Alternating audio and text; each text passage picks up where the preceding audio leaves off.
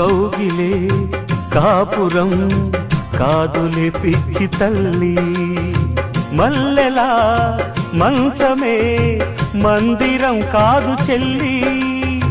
తేనెతో దాహము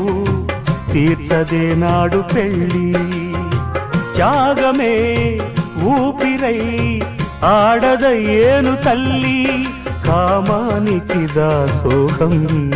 కారాదే సంసారం, కాచుకో భర్తనే కంటి పాపాయిగా, నేర్చుకో